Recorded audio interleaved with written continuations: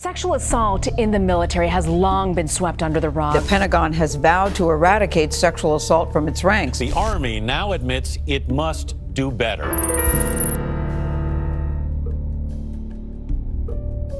Sexual assault takes many forms such as rape, forcible sodomy, aggravated sexual contact, and abusive sexual contact. In the fiscal year of 2019, U.S. military services received 7,825 reports of sexual assault involving members of the armed forces. This number has continually increased over the past decade. The 4,834 completed investigations involved 5,245 victims and 5,140 subjects. Women comprise more than 80% of the victims, and about 1,000 men also reported sexual assaults.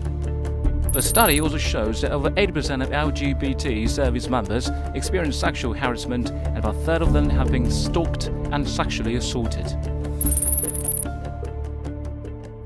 Sexual assault is often underreported in all areas of society, including the military. I just told them that I'd been physically assaulted. At that point in time, I had already started believing that that's all that had happened, was a physical assault. These are things you don't just go around bragging about, saying, hey, this happened.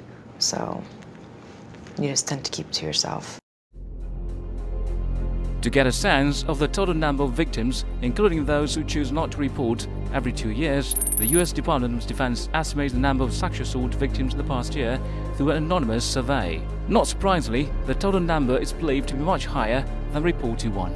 The latest survey conducted for fiscal 2018 estimates that more than 20,000 military members experienced sexual assault.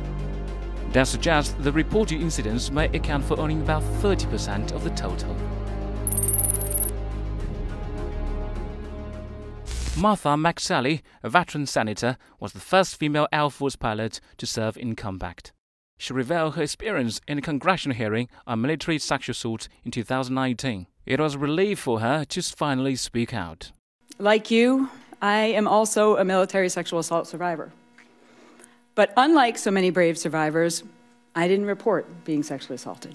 And in one case, I was preyed upon and then raped by a superior officer. I didn't trust the system.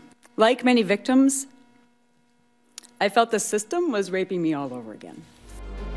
But many fellow serving officers with a similar experience didn't survive.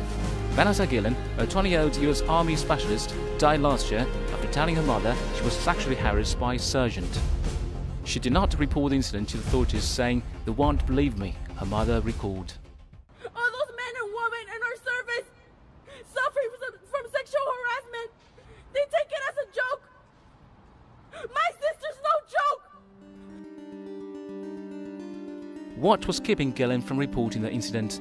If she had done so, wouldn't she have called justice? Let's look at another story. Kayla Kite is the one who did report her case. She was sexually assaulted in June 2013 while she was working as Army nurse. Soon after, in early August, she submitted a report about the incident, after which a criminal investigation was officially opened. However, in the following years, she was subject to numerous transfers, an active officer evaluation report, and the eventual dropping of the case. Yes, she did report, but her life and career were never the same after that. Many people did not speak up about sexual assault, like McSally, as they were so disillusioned with the military system and they chose to try to let time wash away the memories and pain. Those who did report, like Kayla, had hope for better. The suffering is not limited to American soil. The same nightmare is shared by many current and former serving women and men in Canada, the United Kingdom, Israel, South Korea, and many other places. When will justice come to them, and what kind of reforms are needed? Feel free to share your thoughts with us.